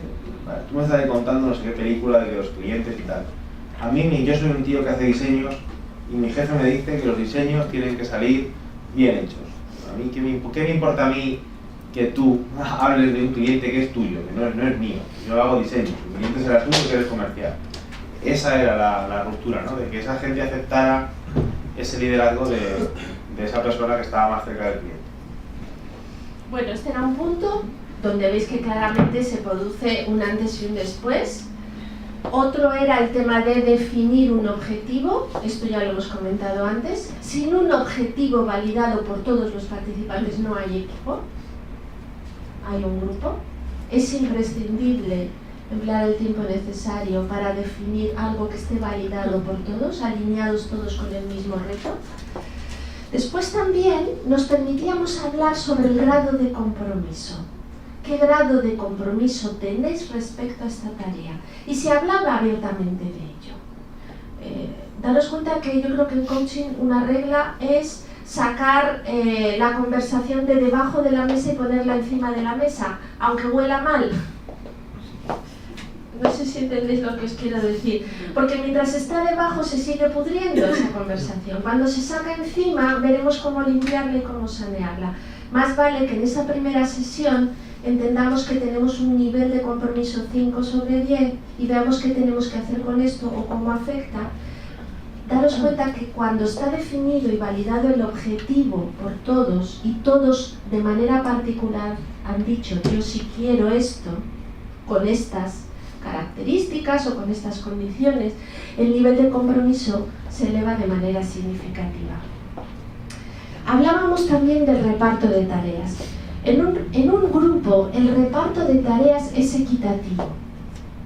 En un equipo el reparto de tareas tiene que ver con cuál es la cualidad más destacada de cada uno de ellos. Fijaros que aquí le damos otra vez otra vuelta completamente a la manera que muchas veces tenemos de funcionar. Cuando a veces se reparte la tarea dentro de un equipo, dentro de un grupo, esperamos que todos hagamos lo mismo o al menos la misma cantidad. Aquí daros cuenta que cada participante tenía peculiaridades y tenía capacidades diferenciales. La asignación de la tarea va a tener que ver con aquella virtud o aquella capacidad más destacada de cada uno de los integrantes. No se valora más a quien trabaja más. La valoración viene porque es lo que más puedes aportar tú y a lo mejor simplemente es tu opinión, mientras que yo voy a hacer el PowerPoint y yo voy a estar 5 horas trabajando mientras que tú solamente emites una opinión, pero es que para mí tu opinión es lo más destacado o lo más valioso y todos se sienten bien porque haya un integrante que a lo mejor solo opine. Nadie se siente con un agravio comparativo porque estoy haciendo más que el otro. Vemos que esto también es un aspecto interesante para ver lo que es un grupo versus un equipo. Después el tema de la evaluación. Daros cuenta que el coaching de equipos, la evaluación va a ser siempre continua. En un grupo no tiene por qué haber una evaluación. ¿Para qué? Si no tenemos objetivo común. Un grupo puede ser unos amigos que se van a, yo qué sé, a coger setas al campo. Tienen una afición o un interés común, pero no tienen un objetivo que cumplir. Una familia sería un grupo. ¿Cuándo empieza a ser un equipo? Por ejemplo, cuando todos deciden organizar unas vacaciones, tienen un reto. Vemos la diferencia entre un grupo y un equipo, ¿no? La evaluación va a ser continua y va a ser algo divertido. O sea, esa era también un poco la labor que nosotros hacíamos en coaching de equipos. La evaluación va a ser continua cada vez que nos reuníamos al final de cada sesión. Dejábamos un tiempo para evaluarnos entre nosotros, aprender a darnos feedback, aprender a entender qué vamos a aprender de lo vivido, qué cosas nos han gustado y las preservamos, qué cosas no nos han gustado y queremos cambiarla y en qué sentido queremos cambiarla. Daros cuenta que esta también era una pieza angular. Ya acordaros que en coaching hablamos de evaluación como una oportunidad de mejora, no como una evidencia de quién ha sido el culpable de lo que no ha salido. Siempre hablamos de responsabilidad, no de culpabilidad. Y después el tema de los logros. Aquí había también muchas veces mucho debate. ¿Por qué? Porque muchas veces estaban dañadas muchas personas porque a veces el logro se los había llevado, por ejemplo, el líder del proyecto o se lo había llevado uno de los integrantes que es al que le ponían la medallita y después de que todos habían estado a lo mejor empleando esfuerzo y tiempo tenían la sensación de que el logro no iba a ser para ellos. Daros cuenta que esto era importante para poder generar equipo. Había un debate abierto sobre quién se va a llevar el logro de esto. Era un momento en el cual se decidía que la medalla o nos la llevamos todos o no nos la llevamos ninguno. Y esto era clave también para generar un compromiso. Yo me voy a comprometer cuando siento que la parte de mi esfuerzo va a repercutir en mi propia cuenta de resultados, no en la cuenta de resultados del que se lleve la medallita. Daros cuenta que son a lo mejor cosas que a veces obviamos, pero eran piezas claves para precipitar que pasásemos de un grupo a un equipo y que se generara un incremento significativo en el nivel de compromiso de ellos. Entonces esto era una de las piezas que trabajábamos, el que pudiéramos salir de esa primera sesión sintiéndonos parte de un equipo. Quedaban cosas por trabajar, os podéis imaginar, pero al menos quedaban los pilares y el marco en el cual empezar a funcionar. Por otra parte estaban los roles delegados. Los roles delegados están extraídos de un libro que podéis encontrar que se llama Coaching de equipos de Alain Cardone, y fundamentalmente se trabajaba sobre estos 3 roles delegados. Uno, el moderador, otro, el acelerador de decisiones y otro, el guardián del tiempo. Os los defino brevemente. El moderador, yo recuerdo cuando empezamos a trabajar que venía un compañero tuyo, Sí. ¿te acuerdas? Y que él decía, no, pero el moderador tengo que ser yo. Porque claro, el moderador muchas veces se entiende como la persona que lidera la tarea. No sé si lo veis, ¿no? Sin embargo, en coaching de equipos este no es el moderador. El moderador, fundamentalmente, su mirada está orientada a las personas, no a la tarea. Cuando esta persona lo entendió rápidamente, dijo, no puedo ser el moderador, porque si estoy mirando a las personas no puedo lidiar o no puedo coordinar la tarea. ¿Veis? El moderador es una persona que tiene una doble misión. Primero, regula las conversaciones y segundo, propicia que todos hablen. Estas son quizá, estoy siendo súper breve y esquemática, ¿vale? Pero sobre todo para que os llevéis una idea lo más precisa posible. Entonces, no es solo el que tiene una lista y va tomando nota de quién quiere hablar, esto es muy pasivo. El moderador tiene un papel muy activo, muy impulsor de la circularidad de la conversación dentro de una reunión. Por eso, porque si una persona ha levantado 3 o 4 veces la mano, probablemente el moderador decida que ya llevas hablando mucho, vamos a esperar a que sea otro el que hable que todavía no ha participado. Porque propicia que la conversación surja en la reunión, porque entiende que la voz de todos es importante. Solamente os cito un caso. Yo recuerdo en uno de estos grupos donde la directora generalísima quería formar parte de la reunión. Y era una persona que hablaba muchísimo, muchísimo. Y entonces, claro, yo no puedo evitar observar al resto del equipo. Entonces todos ponían esta cara cuando empezaba a hablar la directora, hasta que empezamos a funcionar en coaching de equipos. Entonces yo recuerdo a una chica bajita que debía de llevar poco tiempo en la organización, que le tocó de moderadora. Y entonces, en su función, le decía a la directora, perdona, ahora no puedes hablar. ¿Qué era lo que querías decir tú? O sea, no os podéis imaginar el grado de felicidad de esta chica. A ver, otra cosa importante que tiene que hacer el coaching de equipos, y es introducir estas herramientas desde el humor y la liviandad. Cuidado con esto. Nadie debe quedar maltratado dentro del equipo, ¿entendéis? Cuando se genera un clima de posibilidad de conversación para crecer, es muy posible que esta chica se sienta de repente libre de poderle decir a esta directora, y esta directora no se sentía dañada por esta intervención, porque estaban jugando a otro juego distinto al que juegan todos los días en la empresa. ¿Entendéis esto? Fijaros qué bonito era esto, cuando ellos tenían después herramientas y posibilidades para llevar a sus propios equipos naturales, que no eran estos. ¿Entendéis un poco la idea de después generar cultura? Claro, además aquí, como dices, estamos diciendo, o sea, son equipos que tienen personas comerciales y gente más del ámbito técnico, ¿no? Que se encarga de diseñar y hacer cosas así. Pues puedes imaginar, alguien del ámbito técnico tiende a no hablar y un comercial pues es de verbo fácil, ¿no? Digamos que van a hablar. Era muy importante porque para nuestro trabajo precisamente consistía en analizar, en proponer mejoras y en hacer planes de acción, con el equipo se disolvía, queríamos oír la voz de todos.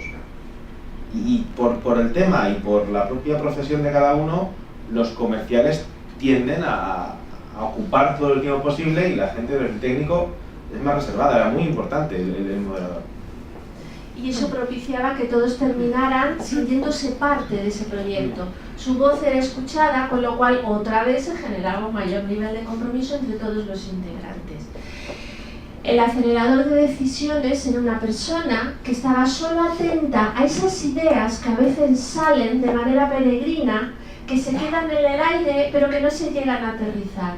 Este rol lo que hace es rellenar 3 columnas. ¿Qué? Que sería la idea, ¿quién y cuándo?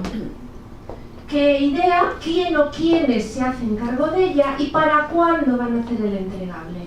Daros cuenta que precisamente en este tipo de procesos esta figura era vital, porque salía mucha creatividad. Es que lo bueno sería que los de producción lo hicieran no sé qué, y entonces estaba la aceleración. Esto es una idea, ¿queréis que trabajemos en ella? ¿Quién quiere trabajar en ella? ¿Para cuándo? Daros cuenta, bueno, tampoco es tan importante. Normalmente generamos un rol que tiene otra vez el foco en generar compromiso. Sin un qué, sin un quién y sin un cuándo. Cuidado con el cuándo, que a veces dejamos definido el qué y el quién, pero el cuándo dice, bueno, cuando tenga tiempo. No se ha generado ningún compromiso. Este era un poco el papel del acelerador de decisiones, ¿vale? Y por último, el guardián del tiempo. Este era el rol más antipático, o sea, le odiaba profundamente. Daros cuenta que nosotros le nombramos como guardián del tiempo. A Alain Cardon no le llama así, le llama timekeeper. Pero a nosotras, a Rosa y a mí nos gustó más esta nomenclatura. A ver, ¿qué es el guardián del tiempo? Es esa persona que alerta al equipo de cómo está transcurriendo en relación con los objetivos o las tareas que se han propuesto en esa reunión.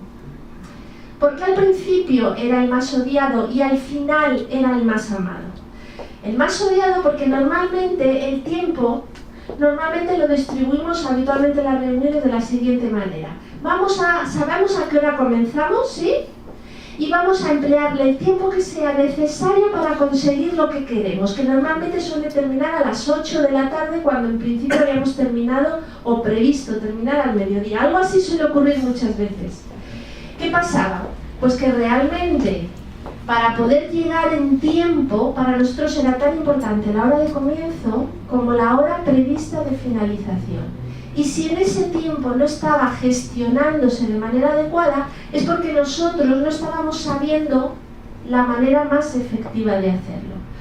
Cuando el guardián del tiempo alertaba, la sensación que tenía el equipo es que las decisiones que tomábamos eran mucho menos razonadas, mucho menos debatidas. Pero al final lo que ocurría es que llegábamos a la conclusión que no es que fueran poco debatidas, es que nos perdíamos en el debate. Que si decidíamos enfocar y canalizar el debate de manera efectiva, rentabilizábamos mucho más nuestro tiempo. Decidíamos como equipo a qué queríamos dedicarle más o menos tiempo. Y en base a eso generábamos una agenda y en base a eso íbamos regulando nuestros tiempos, con lo cual al final era el más amado porque se sorprendían del nivel de ejecución que tenían y que terminaban en tiempo previsto. No sé si tienes algo que añadir, Iván. Bueno, cada sesión de trabajo que se hacía antes, el ciclo este de conocer, proponer mejoras, externalización, era autocontenida. O sea, cada sesión era en sí mismo un ejercicio, una dinámica que tenía un producto. Un mapa en la pared de POSIT, una tabla o gráfico, todo tenía un producto. Y nos ayudaba mucho que, como centro de grupo internacional, con lo que a la hora de cierre muchas veces la marcaba Barajas o el AVE, con lo cual ahí no había, muchos días no teníamos la posibilidad de ir a las 8 de la tarde. Entonces, daros cuenta que esto es algo que nosotros definíamos en esa primera sesión, pero que luego se iba construyendo a lo largo de las diferentes sesiones. En la primera había muchas dudas sobre estos roles. Después, en la dinámica, estos roles se iban construyendo. Una cosa importante, el líder nunca asumía ninguno de estos roles, porque ya tenía bastante con su propio rol. Y otra cosa importante, nunca ninguna persona repetía de sesión a sesión rol. Siempre eran rotativos. Daros cuenta que aquí hay un doble aprendizaje. Primero, lo que nos pasa en la reunión, y segundo, cuando yo encarno el rol, estoy aprendiendo a gestionar tiempo, estoy aprendiendo a moderar o estoy aprendiendo a concretar decisiones. ¿Lo veis? Cuando este rol es asumido por todos los integrantes del equipo, todos se están volviendo mucho más eficaces en sus propias dinámicas de trabajo. ¿Veis un poco por dónde iba todo el experimento, no? Y por último, las alianzas. Os he puesto los 3 aspectos clave que yo desarrollaba en la primera sesión de arranque, pero que no se terminaban de construir ahí.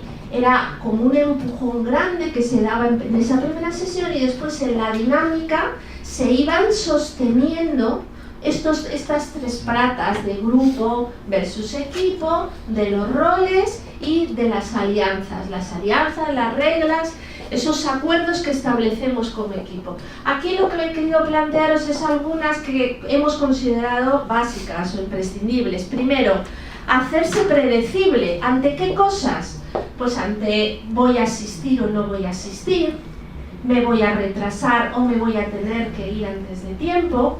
Todo eso que atañe a mi presencia o no presencia en la reunión, es importante que el equipo sea consciente de ello. Y esto se coordinaba generalmente a través del líder. El líder era la persona que coordinaba todas las posibles ausencias o presencias de los diferentes integrantes. Había que elaborar una agenda. Daros cuenta que si no había agenda, no había un qué de contenidos, unos quiénes y unos tiempos, iba a ser difícil que la labor del guardián de tiempo tuviese su función. Les pedíamos que siempre hubiera una agenda de lo que estaba previsto trabajar en alguna de las sesiones. Y para eso, por ejemplo, Iván ayudaba mucho a elaborar esa agenda, porque él tenía más conocimiento dentro de las tareas que se iban a englobar dentro de cada día, que era requerido para cada uno de los temas, ¿no? Después establecíamos indicadores de presencia. ¿Qué son indicadores de presencia? Teléfonos apagados, encendidos, ¿no? Más bien apagados. Ordenadores fuera. Todo aquello, descansos, a veces hacían una agenda donde no ponían ningún descanso a lo largo de... ¿Te acuerdas? Entonces, claro, la gente tenía que salir para ir al baño o para tomar un café. Esto no está contemplado dentro de este trabajo de coaching de equipos. Vamos a ver, cuando nos vayamos al baño, nos vamos al baño todos juntos. Porque mientras tú te vas al baño, aquí se está debatiendo algo que cuando tú vuelvas te lo vamos a tener que volver a explicar. ¿Entendéis? O sea, daros cuenta que es como un marco quizá un poco...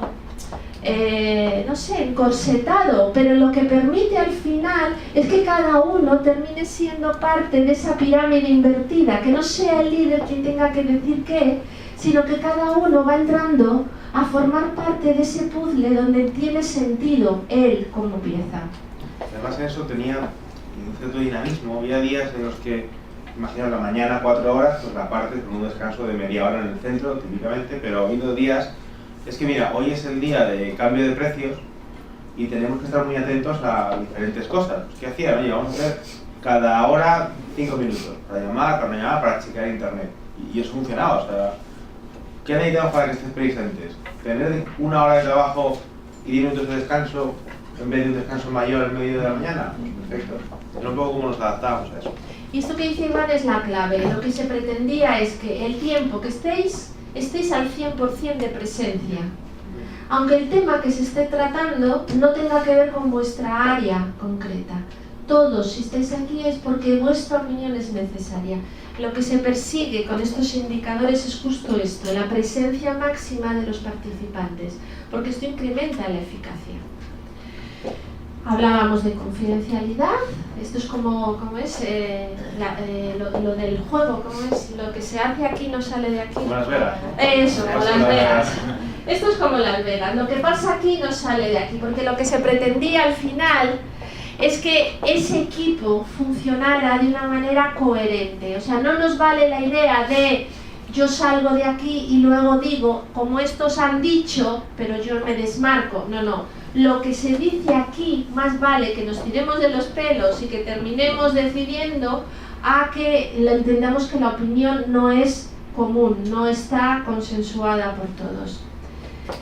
Esta es una parte crítica, defender el equipo y luego mi área. ¿Os parecerá? Fijaros que estamos hablando de equipos multidisciplinares donde cada uno tiene unos intereses particulares.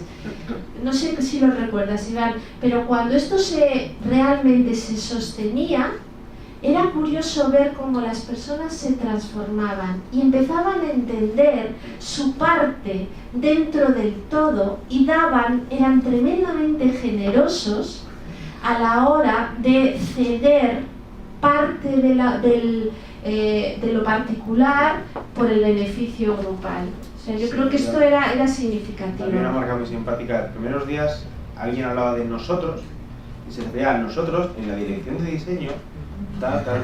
Acababa la sesión y era nosotros, esta célula de trabajo, tenemos que convencer a los demás de que lo hagan así y tal y cual. El uso de nosotros era una cosa súper importante. Nosotros se refería a Miss Torre y al final era nosotros esta célula de trabajo. Porque al final lo que se pretende es que seamos una sola voz, que lo que salga de aquí. Daros cuenta que esto, si lo alineamos con lo que hablábamos de los logros, tiene muchísima conexión. Entendemos que si los logros son de todos, también yo entiendo que nuestra voz es una sola. Impulsábamos la regla o la alianza básica de la valentía para confrontar o debatir. Más vale una mala conversación que una no conversación, porque la no conversación es la conversación más dañina. Y les invitábamos a que todos levantaran la mano alzada y dijeran sí, me comprometo con esta alianza, ¿vale? Y luego establecíamos el criterio de un tiempo final para hablar de nosotros. Esto es un poco lo que hablábamos de la regulación, de la evaluación. Un tiempo final que se reservaba incluso en la agenda para que todos habláramos ya no de la tarea o de las decisiones, sino de cómo cada uno de nosotros nos hemos sentido haciendo lo que hemos hecho. Y todo esto es lo que se hacía y se acordaba y se firmaba al final de esa primera sesión de arranque, que luego conllevaba el que las distintas sesiones de coaching, las que acompañábamos a la tarea, ya no tuvieran tanto protagonismo de empezar a definir estas cosas, como puede ocurrir en un coaching de equipos natural, donde las cosas van saliendo conforme el equipo lo va necesitando, sino más bien frente a esta experiencia, quizá el reto era que todo esto surgiera de manera precipitada en esa primera sesión, para que todas las demás ya estuvieran mucho más centradas en el proceso de mejora Lean y en las tareas y la complejidad de las tareas que conlleva un proceso de estas características. Bueno, pues yo creo que esto era un poco lo que queríamos compartir hasta aquí con vosotros. Daros cuenta que lo que os hemos dado es una pincelada. Algún truco os lleváis, no digáis que no. Pero bueno, en cualquier caso, para el tiempo que teníamos, es un poco la idea que queríamos compartir con vosotros y dejaros un ratito para dudas y preguntas. Vamos bien de tiempo, Iván. Sí. Genial. ¿Habéis visto qué buen equipo somos? Hemos terminado aquí las personas y la tarea completamente de la mano. Bueno, pues nos encantaría escuchar si tenéis alguna pregunta, alguna duda. Daniel. Cuando hablabais de este viaje de grupo a equipo, ¿no? ¿En qué momento fue que vosotros observáis de que esto ya ha dejado de ser un grupo y ahora es más un equipo? O sea, ¿en qué momento del proceso visteis el cambio, no? No sé, ¿qué ocurrió en ese momento? O sea, que se les vino la primera vez a la mente que esto ya no era un grupo, ¿no? A ver, cuando terminamos esa primera sesión, todavía no son un equipo, lo entendemos, pero sí están sentadas las bases para que lo sean, sí hay un contrato para que lo sean. No sé si lo ves, Daniel. O sea, te das cuenta que si todo esto, a ver, el papel del coach es un papel, yo creo que en esa situación muy importante. ¿Por qué? Porque yo estaba muy atenta, no solo a lo que se decía, sino sobre todo a lo que no se decía, a esa conversación. O sea, tú ahí lo que hacías era impulsar, cuando estabas viendo algo rarito, que eso terminara saliendo, que terminara vomitándose todo lo que estaba pendiente por decirse. ¿Cuándo empiezas a notarlo? Fundamentalmente empiezas a notarlo cuando el nivel de compromiso empieza a crecer. Yo no sé si te acordarás, Iván, que llegaba un momento que llegaba, o sea, había una parte previa que era sobre todo de recogida, bueno, de perfilar el trabajo, dibujo del ¿vale? ahora, sí. Pero llegaba un momento en el que Iván se sentaba en la mesa, se ponían todos alrededor y decía, bueno, ¿y ahora quién se va a ocupar de investigar y de recoger información de qué? Y yo no sé si te acordarás, pero era interesantísimo ver cómo se peleaban por hacerse cargo de las tareas. Para mí ese era el momento crítico donde evaluaba si ya estaban siendo un equipo. Cuando ellos entienden cuál es su función, para qué son necesarios, y no intentaban escaquearse de la tarea, sino que decían, no, si es que es el que mejor lo puede tomar esa información soy yo, porque conozco a las personas o a los protagonistas de este tipo de tarea, así que me ocupo yo. Ya, pero es que te vas a llevar mucho, ya, bueno, si necesito ayuda ya me la pediréis, o ayúdame en esto mientras yo hago lo otro. Yo creo que ese era el punto crítico. Yo creo que fundamentalmente es el análisis del compromiso. Un equipo empieza a serlo cuando hay un compromiso por cada uno de los integrantes. No sé si opináis así, pero para mí ese es un aspecto básico. Más preguntas. Laura. ¿Qué parece el micrófono? ¿Cómo se nota, tío? Que eres ingeniero. Tecnología. ¿Y qué pasó? ¿Cómo fue el resto del viaje? ¿Hasta dónde llegaron y qué ocurrió? Incluso qué pasó después de que el equipo como tal se Bueno, no han sido uno, han sido varios equipos. Sí, bueno, como decía antes Rosa, partimos de que esta idea, como decíamos en la introducción, era un hecho, es decir, estos equipos iban a transformarse en esta línea. O sea, estábamos hablando de, digamos, de la aceptación de que íbamos a dejar de trabajar en esas torres y que se iban a empezar a crear esas células. Y a día de hoy funcionan así. O sea, ahora a día de hoy ya trabajan, tienen estos líderes que comenta Rosa. Ha sido muy importante para eso que en este caso ha ido por detrás la parte de procedimiento de la parte de personas. Es decir, primero has hecho esto y luego has empezado a reconocer ese líder de equipo, que se llama jefe de célula, se crea el rol de recursos humanos. A las personas que están en estos grupos se les empieza a cambiar su forma de evaluación de desempeño y se empieza a incluir conceptos de cómo participar en la célula en sus propios objetivos.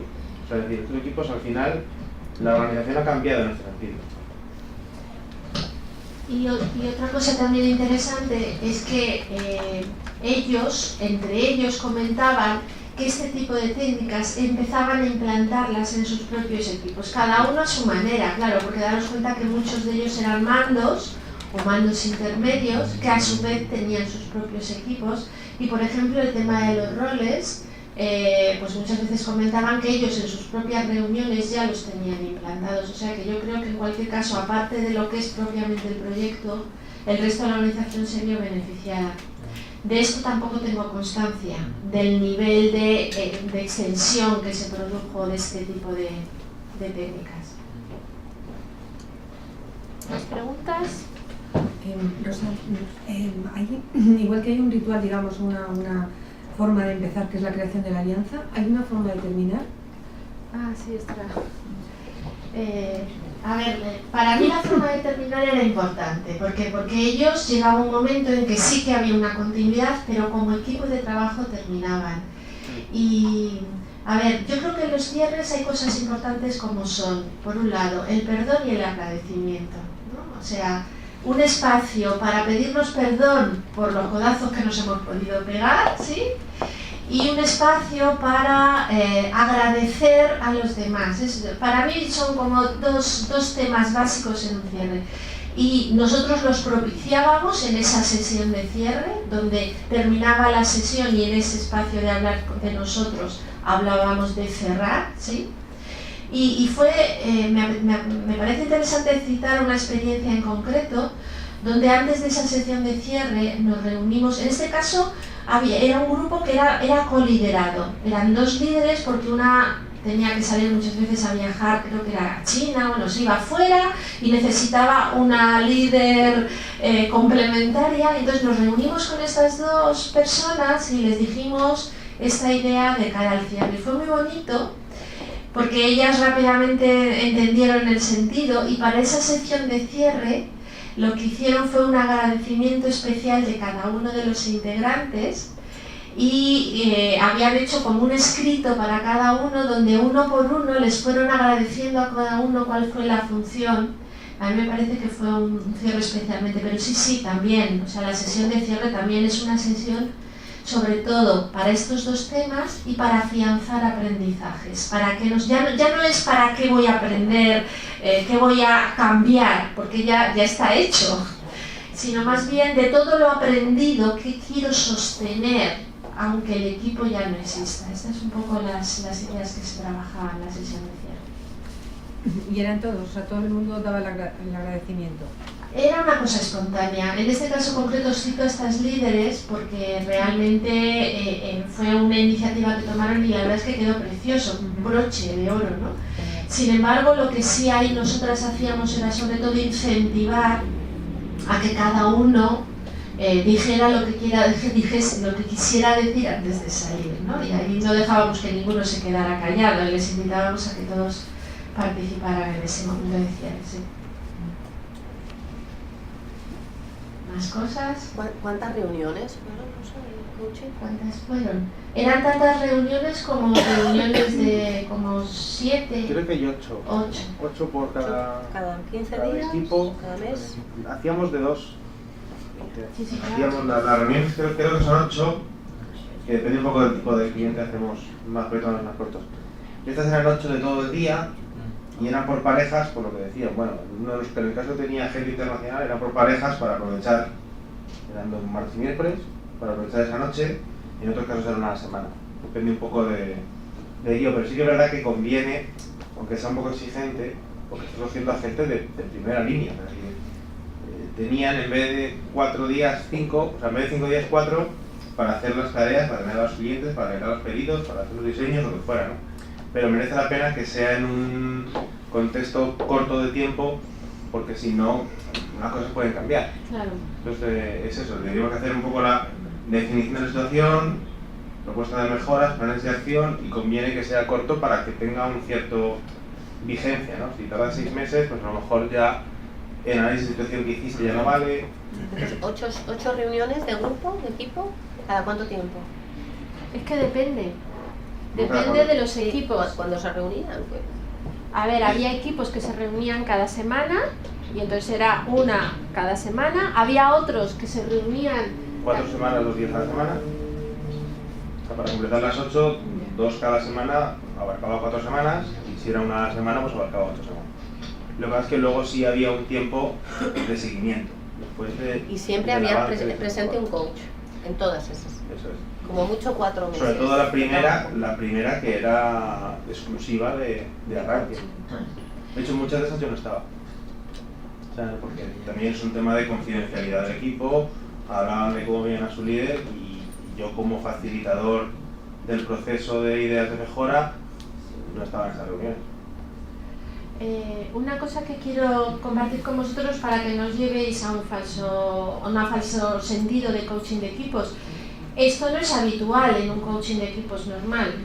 O sea, normalmente un coaching de equipos realmente para que pueda ser efectivo va de 6 meses en adelante. Yo creo que incluso un año sería el espacio de tiempo deseable, y la periodicidad va a variar mucho en función a cuándo ese equipo de manera natural se reúne. Entendéis que esto es una experiencia quizá peculiar y diferente de lo que puede ser un coaching de equipos normal, porque tiene que ver con un coaching de equipos asociado con un proceso de mejora. ¿Vale? ¿Otra pregunta por ahí? Sí. Tienes pinta de tener una voz potente. Sí, sí, tengo. Pues venga, hombre, vamos a ello. Has visto que habéis usado las palabras jefe y líder como si fueran sinónimos. Ya. Creo que no lo son. No sé si ha sido intencional No. o no.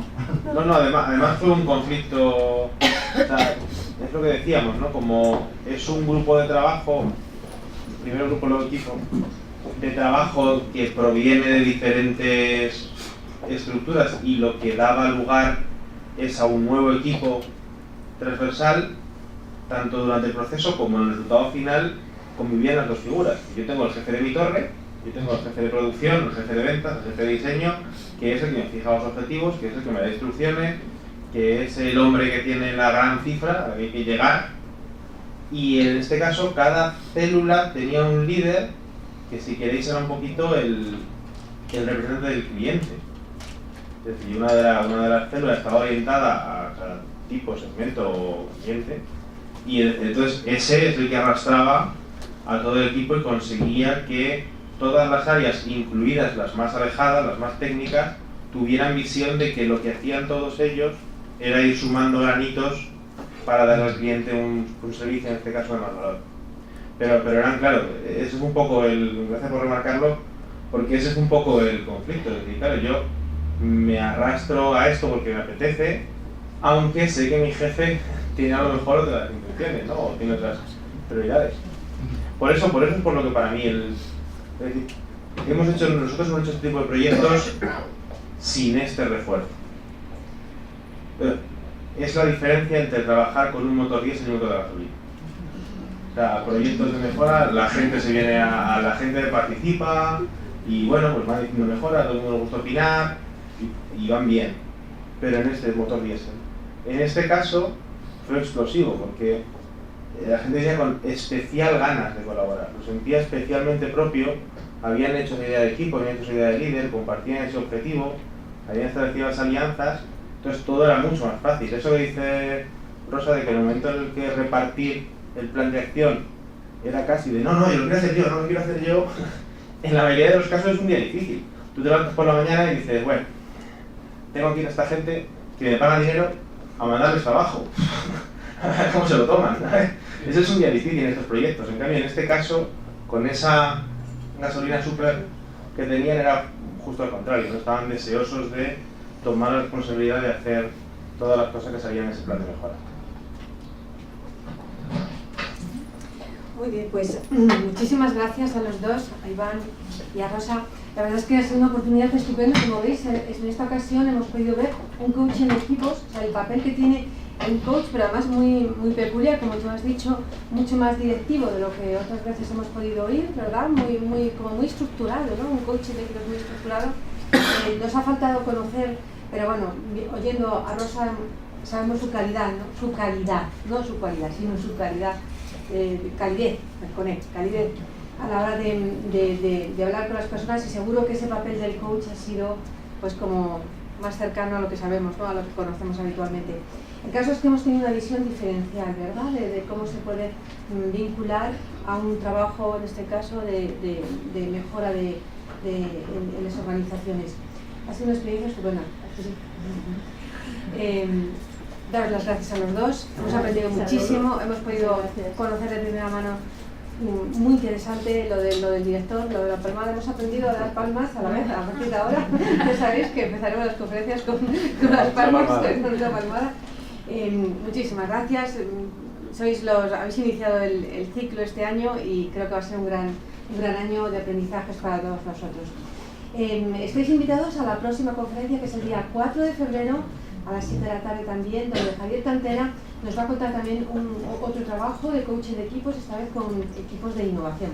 Así que seguiremos aprendiendo y comparando, porque como una de las grandes, yo creo, aportes que va a tener este ciclo es que vamos a ver diferentes ejercicios de coaching de equipos con diferentes cualidades, ¿verdad? Y entonces vamos a poder ir viendo cómo se actúa con equipos o con ejecutivos, que también habrá procesos únicos, ¿no? Pero ver cómo se actúa y dónde está también la personalidad del coach en esa manera de actuar. Muchas gracias a todos por haber venido y nos vemos en febrero.